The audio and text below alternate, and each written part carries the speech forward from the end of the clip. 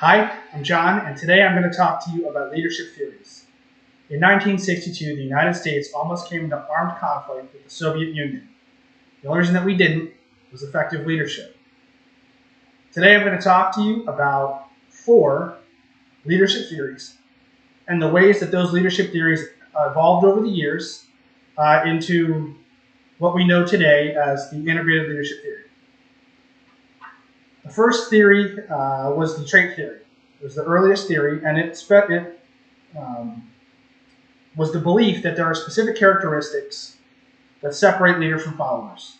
Strength, intelligence, charisma, diligence, right? A defining characteristic that made someone a leader versus a follower. And that eventually evolved into the behavioral leadership theory, which is our second theory. And that is the specific belief that there are behaviors instead of characteristics that define successful leaders instead of a follower, right? And so those behaviors could be showing up on time, being goal-oriented, being attentive to the needs of others, right? Those kinds of behaviors would be what separated the leader from the follower.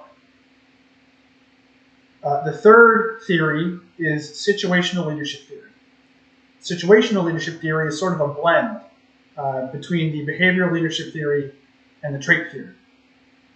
Situational leadership theory states that there are conditional factors of any situation that need to be considered in conjunction with trait theory and behavioral theory, so the characteristics and behaviors of any leader.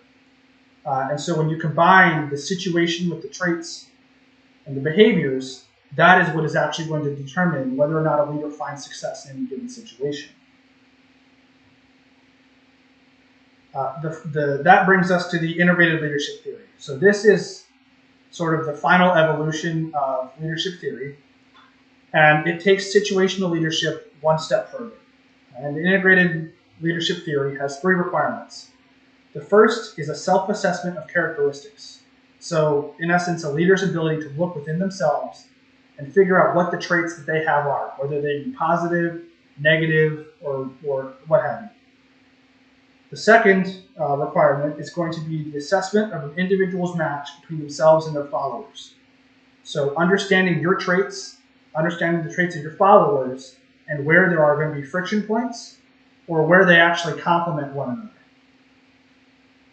And the third requirement is the examination of the situation to determine leadership style under certain conditions, right? So looking at a situation, understanding the conditions that are at play, the dynamic between you and your followers, and choosing the right leadership style for that situation.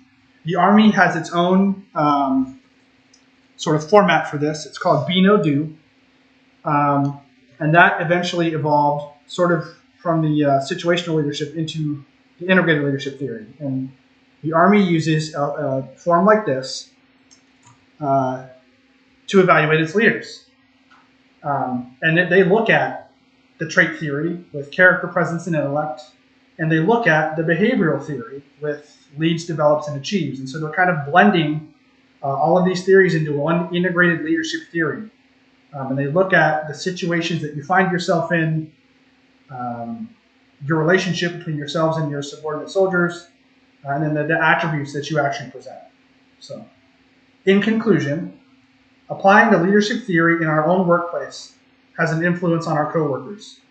Leadership is the cornerstone of any high-functioning team, and our decisions as leaders have the ability to shape the world around us. Thank you for your time. I hope that you can identify some of the theories that are presented today and choose to implement them in your daily work environment for the betterment of the team or for the betterment of yourself. Thank you.